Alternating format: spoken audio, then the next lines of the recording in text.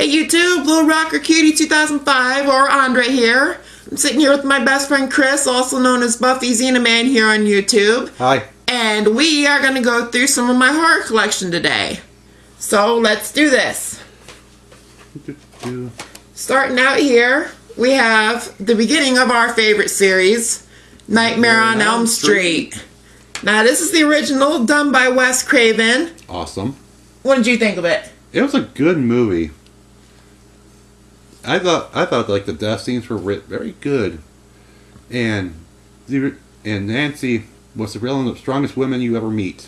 Yeah, Nancy, played by Heather Langenkamp, who, as we all know, is irreplaceable in the Nightmare series. She was the first one to defeat Freddy and go up against him, laying all kinds of booby traps, unlike the crappy Nancy in the remake. Sad remake.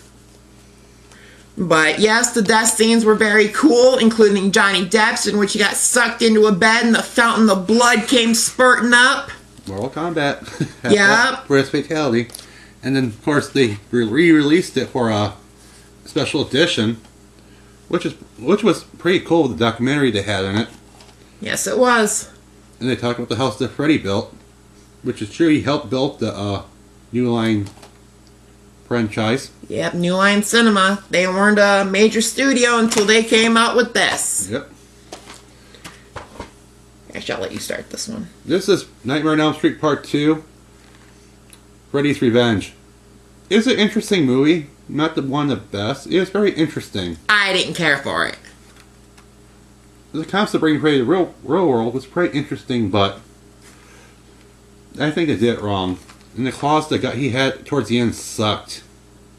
How can you say it was an interesting concept bringing him into the real world? I mean, look at the pool party scene. You got Robert Englund as Freddy, who's maybe 5 foot something, and all these big ass teenagers running around, and he's trying to claw at him. I mean, what the fuck? It's kind of funny to watch those muscle guys run from Freddy. He scratched him. Yeah. One guy came up to him like, claws, slash. Yeah, claws to the face. But you gotta admit, the death scene he had in there was pretty interesting. Yeah. We knew it took like hair dryers to make that. Yeah. Next up, we have one of my favorite sequels, Nightmare on Elm Street 3, The Dream Warriors. This one brought back Heather Langenkamp as Nancy and brought in some new characters, including Patricia Arquette as Kristen, another one of my favorite characters. An early appearance by Lawrence Fishburne as one of the orderlies at this mental hospital that all these kids are at who have been dealing with Freddy. It was a good movie. I like Nancy came back. You knew it was like, alright, it's gonna be a big fight. Yup. Sucked at the end though. Oh yeah, Nancy had to die. Spoiler alert. Although Freddy Krueger's mother being it was very interesting. Yeah, the fact that this poor nun got locked in an asylum and raped by 100 maniacs, thus creating Freddy. Poor nun. Yeah. Nightmare on Elm Street Part 4, The Dream Master. This is my favorite one. It basically takes off where movie 3 ended. Mm-hmm. And Patricia Arquette did not come back to the role. It wasn't really said why. I heard money was the issue. Money was an issue, plus she was becoming kind of a big star. Her agent wanted more than New Line was willing to pay. Yep, and they brought in one of my favorite characters, Alice. Yeah, Alice is one of my favorites too.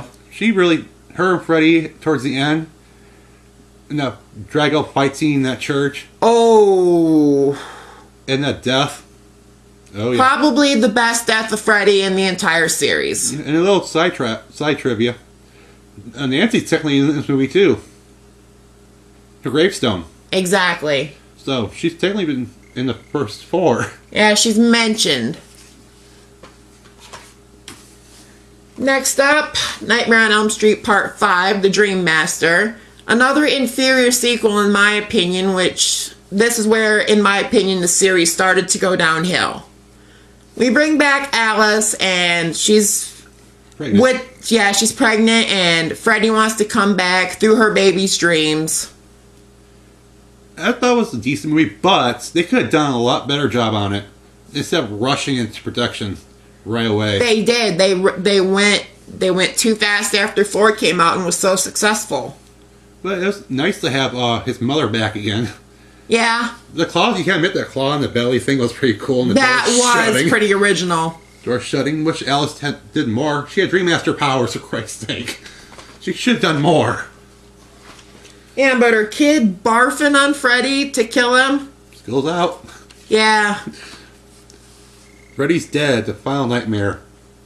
It was a pretty good movie.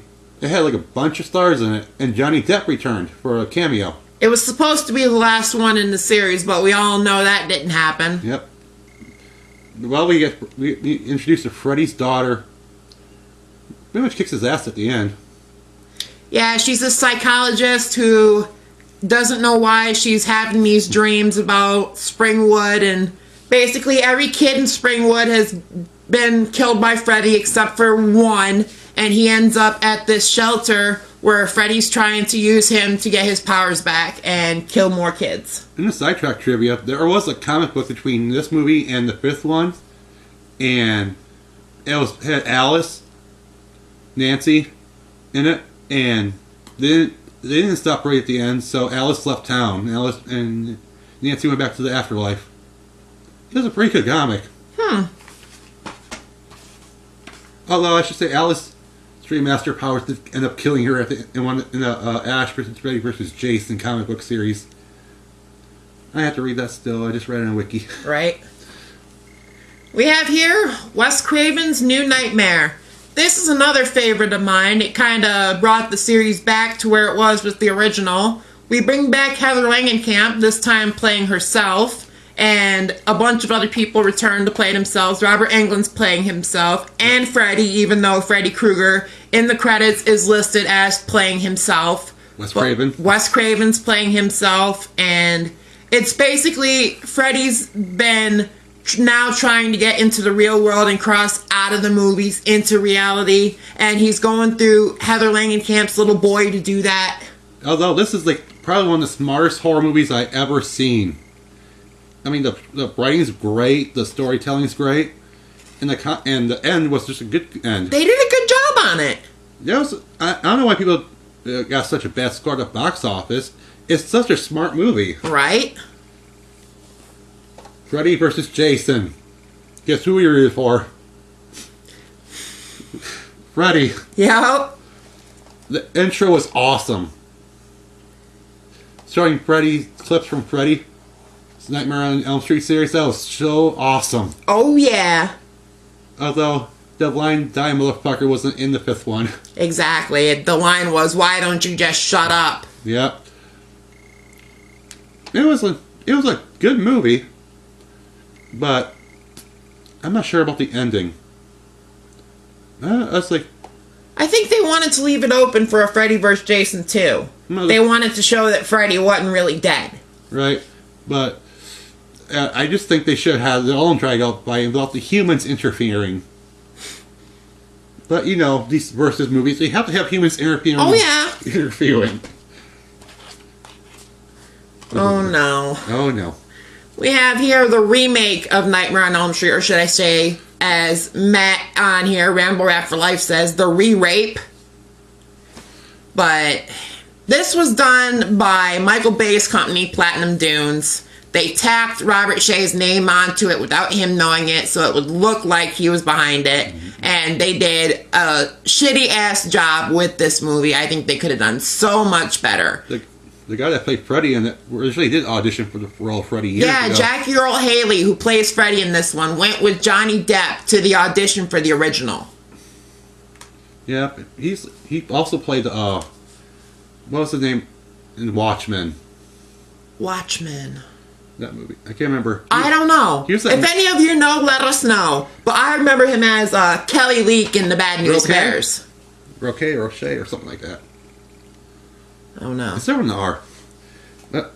This is the best documentary you'll ever see. Never Sleep Again, The Elm Street Legacy. This is a 4-hour documentary spanning the entire Nightmare on Elm Street series up to Freddy vs. Jason. This is such a good documentary. I watched the whole thing, didn't move a muscle. I know what you mean. I mean, they went to unlike the Halloween and the Jason one, they actually explain stuff. They took like 20 to 30 minutes of details for each movie with this documentary, which is why it's 4 hours. And the bonus features are worth this. I mean, there's like instead of interviews, they go to the original places. Nightmare on Elm Street in 10 minutes. Yep. It's still good. To this, people get it. We have here the Friday the 13th from Crystal Lake to Manhattan collection.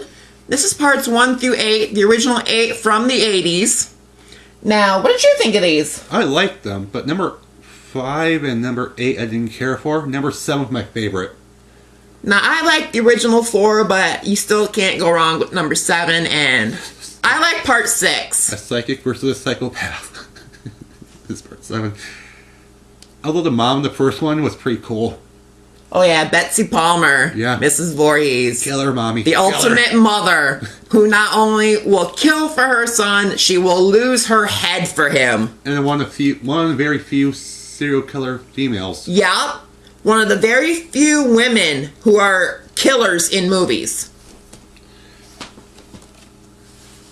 This is a great movie. It's pretty much underrated. Jason Goes to Hell, the final Friday. I thought it was so good. The concept was good, but people just bitch about the parasite thing. The whole body switching thing, it didn't appeal to most fans. But it kind of makes sense in some levels. And at the end, where Freddy's claws just shoot out of the ground, yeah, and grab the mask and pull it down to hell. Awesome. Yep. And that was how the origin for Freddy vs. Jason got started. Oh yeah. Took about 10 years to get that movie done. 10 years, 50-something drafts. 50-something drafts, that's a lot. They went through a ton of writers. Yep. Jason X. Jason in space. Okay, the concept is an interesting idea, but I don't think... They tried it with Leprechaun, it didn't work. They tried it here, it didn't work. Yeah. And it was an interesting concept, but...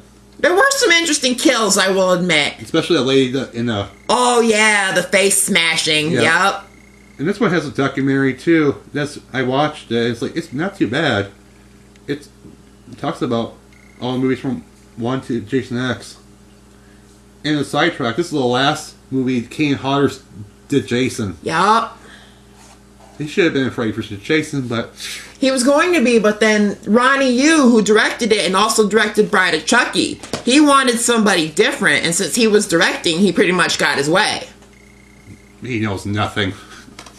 We have here the Friday the 13th remake. Now, this is also from Michael Bay's Platinum Dunes Productions. Now, this was a pretty good remake. Now, I think they did a decent job with this. They have some classic kills in there, too, from, like, the originals. The sleeping bag death. Yeah, they recreated some and improvised, made them new. They, like, combined, like, the first 2-3 movies into one. It was like the first 4. Oh, no. Like the one whole story that was going on. I know, the first part where Jason's mother gets the hair head chopped off. And he's like, you're in the woods. That's pretty cool. Yeah. Although I don't understand why he kept that girl alive. That I don't understand either. He just usually just stab. Right. It's usually just all slice and dice. And then, I don't know. There's supposed to be a sequel. Right. And a sequel to The Nightmare 2. They're both supposed to be coming this year. At least that's what I heard. His name is Jason, the documentary. This spans the entire Friday the 13th series. They even talk about the remake a little bit. But this one isn't the most detailed. Kind of like Halloween 25 Years of Terror, which we're also going to show you in this video. This is like an hour and some odd minutes. Like an hour and a half, 90 minutes. I mean, there's like so much they missed over it. They could have done much. There was. They could have gone into more detail. They only took like maybe 10, 15 minutes for each movie. And there's, what, 10, 11 movies in the series? 12 if you count the remake? Yeah, and plus, less celebrities talking about it. It's like, we don't want to hear about celebrities talking how much they loved it. Right. We want the stars and the people behind it. We want the stars and details and the production. The Nightmare on Elm Street. Even though they did get a lot of the stars from the movies, don't get me wrong, but there were more people they could have interviewed. Yeah, like Nightmare, they had like, what 98% return? Yeah.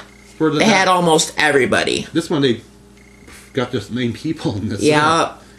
And Banana Girl. Yeah, Banana Girl. Dude. This is an interesting DVD. Yes, Halloween. This is the extended cut. This was the version that was done when NBC broadcast it in 1981, the same night that Halloween 2 hit theaters. It's got 12 minutes of extra footage that they shot for that version, integrated with the original film, and I think this is a pretty good version. It's pretty hard to find. I'm not sure if it's out of print or not. If any of you updaters out there know if this is out of print, let me know. Let me know too, because I'm thinking about getting it again, because it's pretty good for a collection. It's worth it. And anyone tell me if there's like a Halloween 6 extended cuts? There's only the producer's cut. Okay. Now to the next. Speaking of Halloween 2. Yep, with Jamie Lee Curtis returning as Laurie Strode. Awesome. This picks up right where the original leaves off. It was such a good movie. Especially the hot tub death scene. Yeah. You think that was pretty cool. Finding her face in the hot tub, his hand's not getting scorched one bit. Right. You think, how is his hand not getting burned? And like in the last one, Laurie Strode kicked Michael Myers' ass. Yep. H2O, which we'll talk about pretty soon.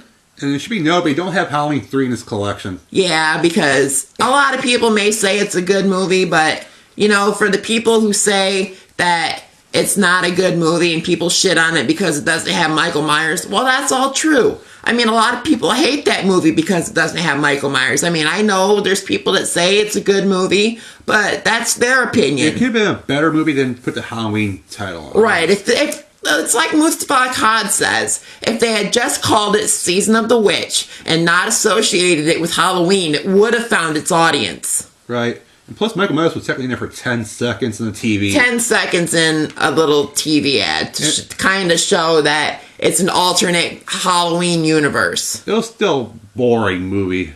Yeah. We have here double feature of Halloween 4 and 5. Now, this is the return of Michael Myers and the revenge of Michael Myers. Now, with Halloween 4, they went back to the basics of the first one and gave him a new target, as they had written out Laurie Strode because Jamie Lee Curtis was now a major star and wanted too much money. She was killed in a car crash, I believe, right? Yes. And so Michael's new target is now his niece, Laurie's daughter, played by Danielle Harris. And with part 4, they had some pretty original deaths, and, you know, they went back to the bloodless form that the first one was. Oh, yeah. They also brought back the great Donald Pleasance as Dr. Loomis, which I think, like, if you've seen Rob Zombie's versions, nobody can replace Donald Pleasance. No. Yeah, number 4 was a great movie. The ending was this nice twist. That was a shock, yes. But number 5 could have been better. Yeah, I'll let you talk about part 5. Number 5 could have been a lot better than what they did. It's like they did with Nightmare 5. They rushed it after the success of 4. Yeah, interesting ending though, but like this one scene that pissed me off so badly. Which one was that? Where they in the barn, he kept scaring her over and over and over again. I was like, just kill the bitch already. Exactly. I'm like, kill her and get it over with. Oh God, and I think, what was it? Her sister? Her adopted sister? Yeah, Rachel. Rachel finally dies in part 5, which... Her original death was to be scissors in the crotch, right? No, it was down her throat. Yeah. But she didn't like that, so they changed it. Yep. Interesting ending, though. I have to say. Yes. Ooh, and a good one, but... Actually, I have one more thing to say about this double feature. I found out that this is out of print, and I only paid $5 at Walmart for this. So if you find it in your local Walmart and you don't have this in your collection, grab it while you can. Keep it. This is a sequel to number 6. Number 5. This is Halloween 6, The Curse of Michael Myers. It was an interesting movie. Interesting deaths, but they could have done a better job. There is a lot, like a producer's cut that's also out. I have seen it on YouTube, and it's a pretty interesting cut. So if it's still on YouTube, go watch it. Yes, it's... Yeah, there's like about 3 different cuts for this movie, isn't there? if you get that, there's like a collector's edition or something of the producer's cut. It comes with like three different cuts. It's like a 4-disc set or something like that. I saw it on eBay. Yep. This was the last movie with Donald Pleasant.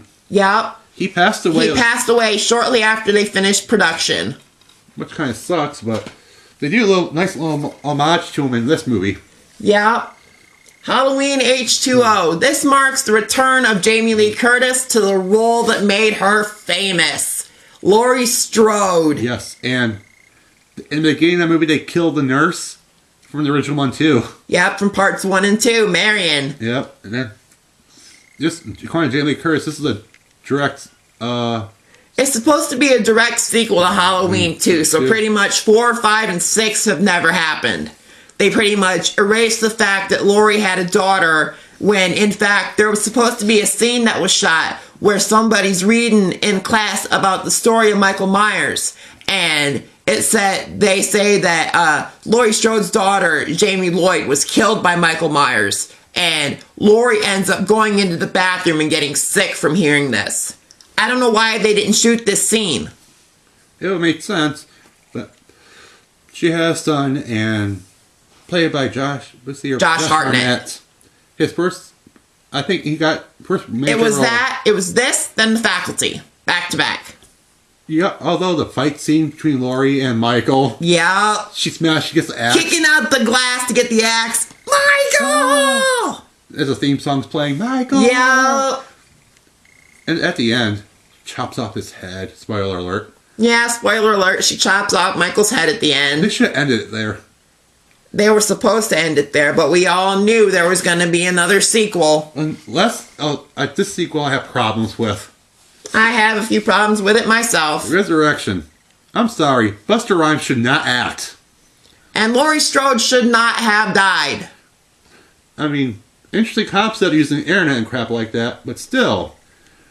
I mean, they killed her off, and they killed Laurie Strode with a stab, drop. Yeah. I thought it should be like a bigger death for her, or like at least her fighting harder. Right, it should have been something a bit more elaborate.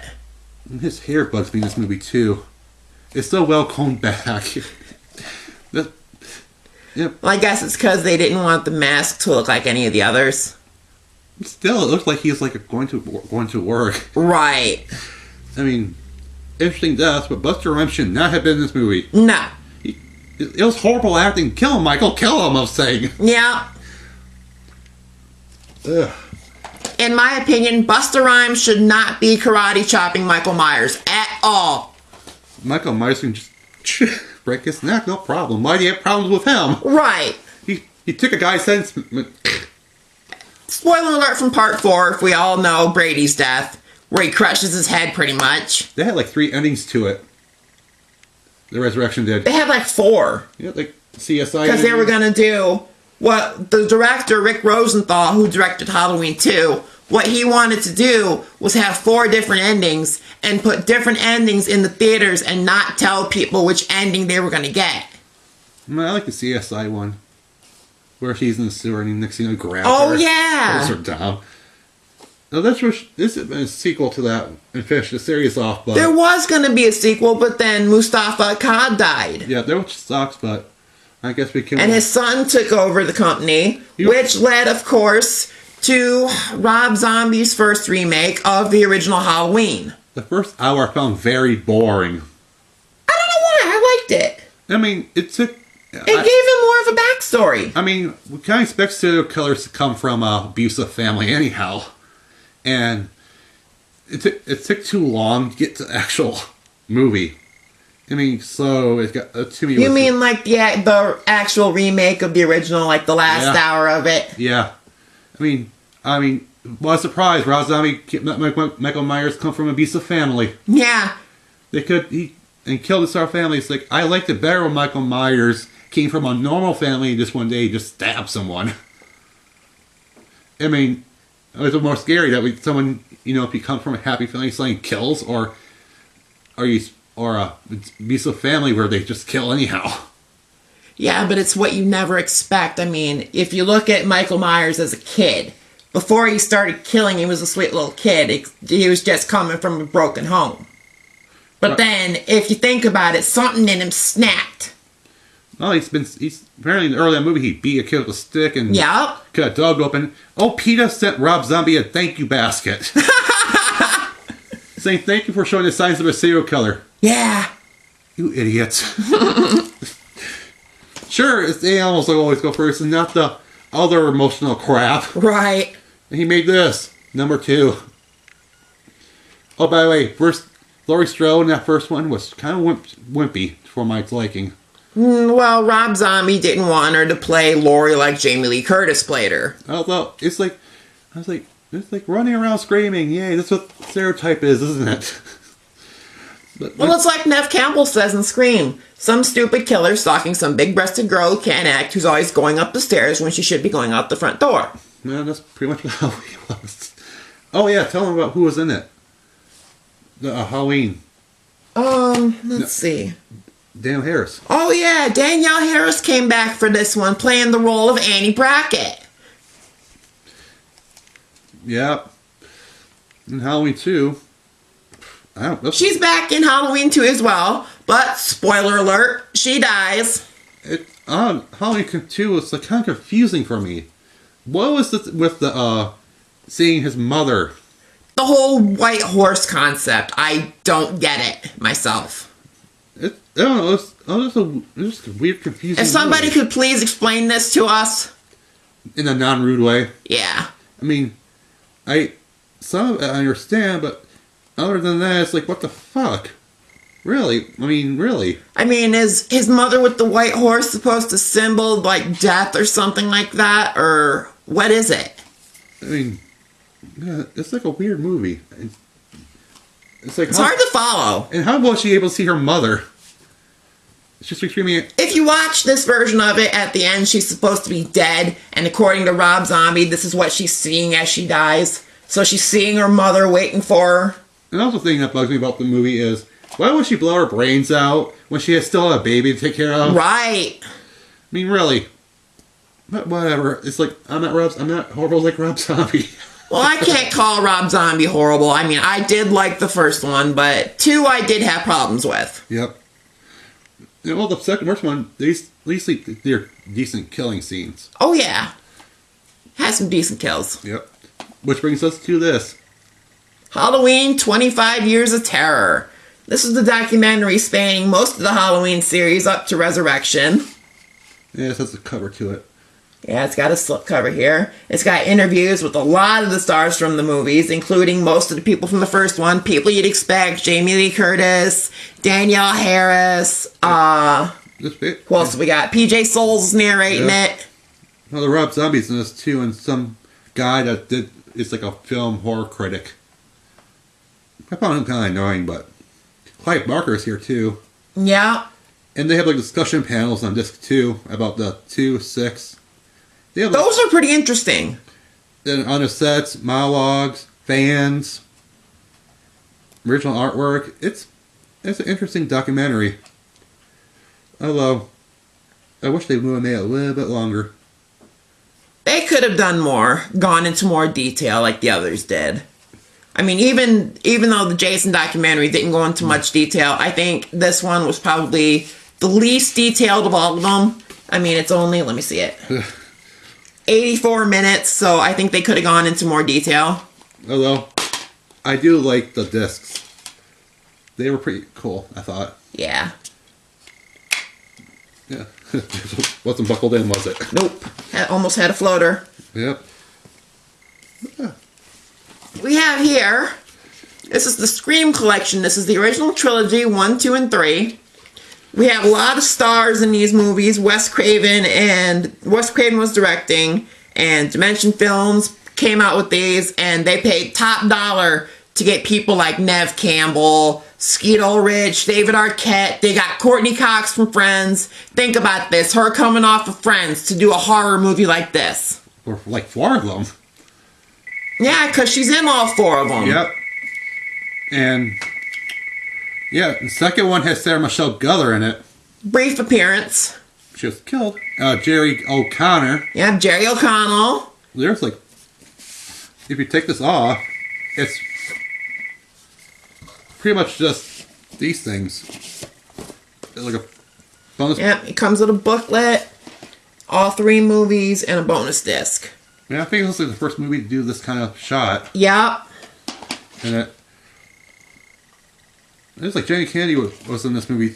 Jamie Kennedy was in the first 3, even though it's like a cameo in part 3. Yep, and the bonus disc, not really, it's like outtakes and tight room floor shit and trivia, and that's pretty much it. Right. And a screensaver. I never know anyone to take the screensavers off these discs anyhow. I never did. And I tried once, and even my mom's nightmare set's got a screensaver. I tried once, but I got a virus from it. So, never again. Scream 4. This was a really good movie. It brought it back to the original. I think this one really holds up to it. It brings back our 3 surviving characters here, Sydney, Dewey, and Gail. Plus, we bring in a bunch of new characters as usual. Start off with the big horror kill. Oh.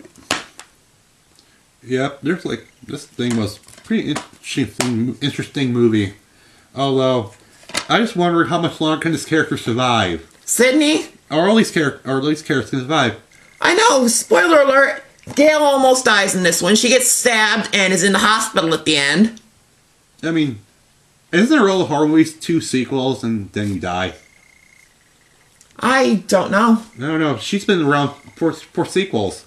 She's been in all of them. Yeah, it's like, it's in number 5, hopefully she dies or something, because I think I'm thinking... Well, they are doing Scream 5 next year, and we'll see what happens. Right, let's see what happens. Resident Evil, awesome. Yes, based on the video game, well, loosely based on the video game.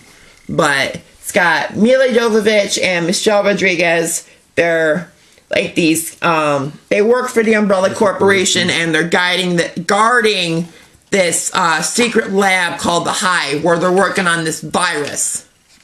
Did you know that guy, the guy, I can't remember, the reporter, had a sister in there? Yeah. That's, Matt, it was his sister. Yeah, that had the... Matt, he was, they were starting Ugly Betty as Daniel. This like probably... That's, Eric Mabius. Eric Mabius, he was in this movie, then he went to Ugly Betty. Like years later. And he was in Cruel Intentions before this. After this, she did like a bunch of other action movies too. Who? Mila Jovovich. Ultraviolet. Yeah. Michelle Rodriguez, she's known for action. Yep. We're talking Fast and the Furious. Let's see. Machete, which I will be showing in a later video, even though it's not really horror, but I consider it horror, even though it's more action. She was in Avatar. Damn, what was that one? Boxing one? Girl Fight, that was the boxing one. There was another one. Oh my gosh, what was it? Oh yeah, The Breed. About these killer dogs. Resident Evil Apocalypse. Look at this. That is pretty cool and original. That is. This one picks up right where the original leaves off, and we bring in new characters like Jill Valentine, who we all know from the first, third, and fifth games. Odd Farer, I think it's called. Oded Fair comes in as Carlos from the third game. Before this, he was in The Mummy Returns, and later on, he was in Season 7 of Charmed, playing Zanku. He's in another TV show, I don't remember what. I don't know either. But this movie was freaking awesome. The action. The cemetery scene. Pretty sweet. Oh yeah, zombies coming up out of the ground. Scene in the church with the liquors. Uh-huh. Or the school where they light up the gas and the match goes out. Yeah. Then she's smoking a cigarette. They're trying to get rid of them dogs. Austin. I love this movie. This is a freaking awesome movie. Yeah, it was a good sequel. The ending was pretty good too. Well, this takes place directly right after that one. Yeah, it takes place right after the first one, after the virus has been unleashed and they reopen the Hive. Yep. Another good one. Resident Evil Extinction. This one also has Mila Jovovich coming back in her role as Alice. We also bring in Allie Larder as Claire Redfield, who we all know from Resident Evil 2 and Code Veronica. And Carlos returns. And Carlos comes back, but spoiler alert, he dies. Mike Epps, who was in Apocalypse, he comes back. Spoiler alert, he dies. It was a freaking awesome movie, especially when Alf clones. Yeah. She's like awesome. That's like right at the end, though. Yep. No, also, in the beginning, she like goes to this stress call and they turns out to be these psychotic people. Mm-hmm. Gone crazy or something. Yeah. She kicks one in the head and breaks his neck. And they send the Rottweilers after her. Yeah, Dobermans. And then she somehow rigs this thing to make him fall inside of it. Yeah. And the dogs go up there and he eats her and she packs up and leaves. Mm-hmm. It's like, screw you, I'm out. Yeah. The last one. Resident Evil Afterlife. Awesome. It gets better and better each movie. Yeah. Ooh, Claire returns. Allie Larder comes back as Claire. Chris, her brother's introduced. We introduce her brother, Chris Redfield. Wentworth Miller. Who's played by Wentworth Miller, as we all know from Prison Break. The fight scene with that guy with a giant axe. Whatever that thing was. It was like a giant spiked hammer and axe or something like that. I only watched this movie once. I'm going to have to watch it again. I watched it like 3 times. It's like watching Claire fight that guy. Mm-hmm. Oh, that was awesome. That's awesome. And at the end, the fight with Nemesis, I think his name is. No, Nemesis is in Apocalypse. What's his name again? Tyrant. Where Chris and Claire just shoot him full of bullets. Yeah. And then he goes in the plane and they put a bomb on it. Kaboom. I like the beginning with all the Alice clones going into the Umbrella Corporation. Oh, yeah. And the ending, oh, yeah, the ending. Spoiler alert, Jill comes back controlled by the Umbrella Corporation. I was wondering what happened to her. But, well, we know. Resident Evil Degeneration. This was an original computer animated movie, and it brings back Claire and Leon from Resident Evil 2. It takes place 7 years after the incident in Raccoon City, and there's this crazy guy who lets out the T-virus in an airport. A plane crashes in the airport and lets all these zombies out. Basically, Leon and Claire have to lead the survivors to safety. I never watched this yet. I hear it's good. It was a good one.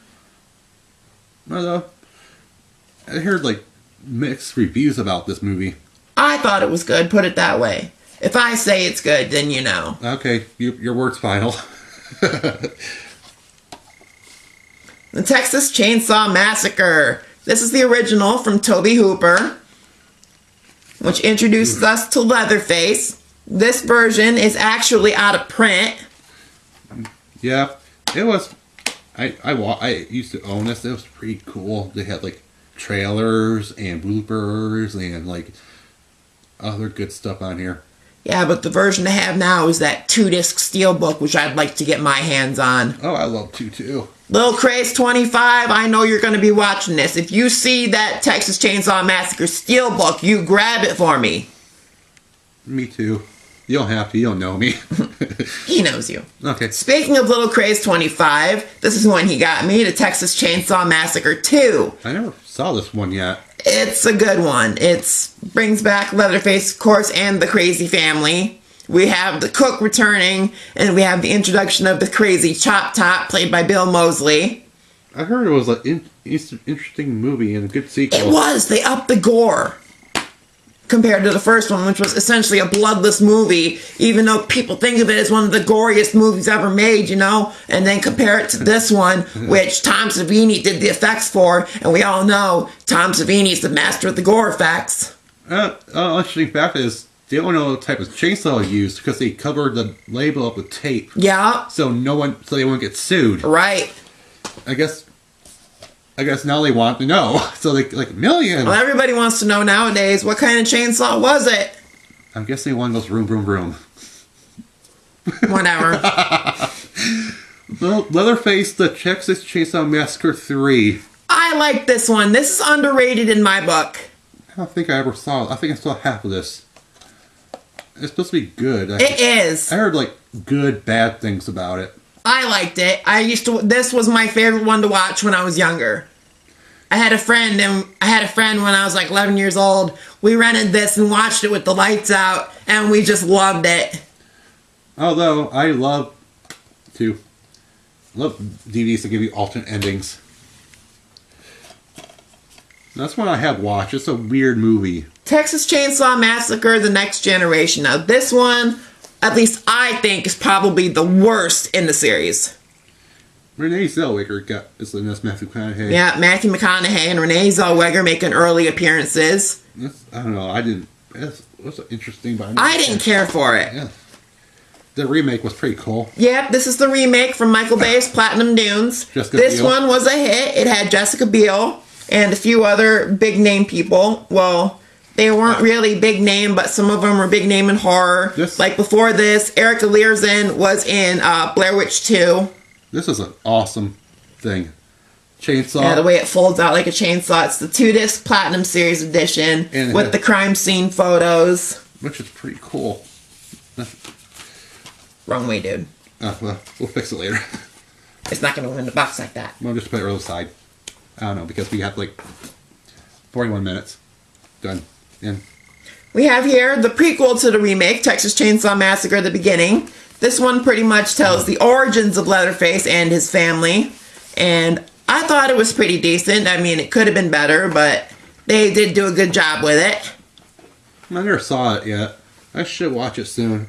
I read the comic about... If you read the comic, you'll like the movie. Yeah, it's like a weird scene when they make this girl snort baking soda. Mm-hmm. I'm like, what? That makes no sense. I'm not even sure if that scene's in the movie. It's in the comic. It's like, the comic looks weird. I was going to say, I don't think that scene's in the movie. Well, we have Final Destination. Yep, now this is a very underrated series about a bunch of people, and one of them has a premonition that something's going to happen. Like here in the first one, Devon Sawa has a premonition that the plane he's on is going to explode. He gets him and 7 of his friends off the plane. When they get off the plane, of course, the plane explodes on takeoff. And now death is coming after him to finish the job, pretty much. Yep. That's, who was it? It's like... Devon Sawa, Ali Larter, and Kerr Smith. And him. And Sean William Scott making a post-American Pie appearance. Although the documentary about that psychic in here was pretty cool. Mm-hmm. And then... we got Final Destination 2. This is one of my favorite sequels in the series because it brings back Ali Larter, but spoiler alert, she dies. And this one has a good premonition with a pile up on the highway, starting with a log truck. If you've seen it, you know what happens. And there's a documentary about this, about the life after death. They talk about life after death. People. I never watched that. It's pretty cool. It's like they talk about people who have life after death. Right. And number 3. Yep, Final Destination 3. Now, this one is my favorite in the series. Mary Elizabeth Winstead, Ryan Merriman, both known for horror nowadays. Mary Elizabeth Winstead, she has a premonition that the roller coaster she's on is going to crash. She gets her and a bunch of her friends off the roller coaster. Of course it crashes. Yep. And one of the things about like these destinations, they have these documentaries. One of them's like chances of things happening actually happened. Yep. Like lightning killing an entire soccer team. Right. The chance of that was like 1 in like a billion. This is the Final Destination. This is the 4th one in the series. This one deals with a premonition at a racetrack. I never saw this yet. I should watch it soon. You need to watch both 4 and 5. Oh, Catch wait, yourself up. I caught the end of this. And that ending was pretty cool. And number 5 is... I just watched this one a couple nights ago. This one was amazing. It deals with a bridge collapse this time. And I'll give you a little spoiler alert about the ending if you've already seen it. The survivors end up on Flight 180, which we all know is the plane that Devon Sawa got off of in the first one. And they show the security guards yanking him and all his friends off the plane. Ooh, that's like kind of like a prequel. That's what it was supposed to be. It's like, look, now we have a prequel. Wrong Turn 1 and 2. I got into these because Little Craze 25 told me about the sequels. I'd already seen the first one because of Eliza Dushku. I even have it on VHS. I've had it for a few years now. Faith. I'm Buffy the Vampire Slayer. Yep. The only reason I watched was because Faith was in it. She did a good job. Yep. Another sequel. Now, the sequel upped the gore effects. And they did a really good job. Number 2 disc special edition. No, it's a double feature. No double feature. It's pretty cool. But they both have each movie's got a ton of special features. And we have Wrong Turn 3. Yeah, Wrong Turn 3, Left for Dead. I saw this in Sci-Fi. Although I think I missed a lot of You'd probably want to watch the DVD. It's got all the gore in it. Oh, that was a good movie. But this time, it's campers and prisoners going up against the inbred cannibals. In part 2, it's a group of survivalists for a reality show going on that's going up against the cannibals. Anything for ratings, I guess. Pretty much. And number 4. We have Wrong Turn 4, Bloody Beginnings. This is a prequel where we find out about this sanatorium that isolates all these inbred hillbillies. And we first meet the cannibals as kids. And they kill everybody in the hospital, letting all the inbreds out. Then it goes to years later where they're still hiding in this sanatorium. And this group of college kids on a winter break gets lost in a storm, so they go in this hospital for shelter, and most of them end up dying. Oh. I'm not telling you anything you aren't already going to know, but all the characters pretty much are going to die. Well, pretty much. I don't really care for that series. I know it's a good series, but I'm not a good one for cannibal movies. I really got into it thanks to Little Craze 25. So, thanks, bro. I know you're watching. Peace. Yeah. This is another one that he got me into, Joyride 1 and 2. I saw the first one when I was in high school. Thought it was pretty good. I think you saw it with me. I think I did too. Caught bits and pieces of part 2 on Sci-Fi, and then Little Craze 25, he came up to see me. He brought me this and Texas Chainsaw Massacre 2 that he had bought down in Lansing, and kind of a surprise for me was this one. And so I finally got to watch part 2, which does live up to the original in my opinion. They did a really good job with it. Number 2 was pretty good. It's like a truck gone mad, kidnaps a wife, and makes him do weird shit like dress and drag. Right. That's actually the funny part. Oh, yeah. It's a scary movie. I laughed so hard at the drag part. Yeah. Oh, yoy. By the way, people, it's... Yep, 2-disc set, both movies.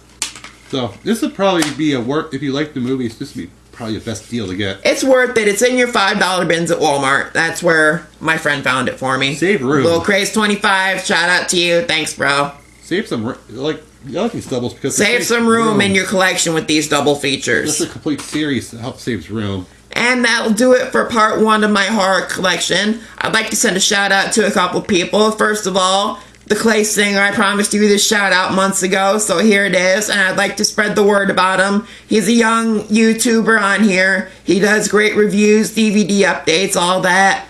Also, shout out to Cinema Sickness, who I watch almost every night on YouTube. I love your videos. Keep them up. And, of course, Shauna Tonin. I know you'll probably watch this, so... here's to you. And of course, my bro, Little Craze 25. I know you're out there watching this, so there you go. And we'll see you later for part 2. Bye.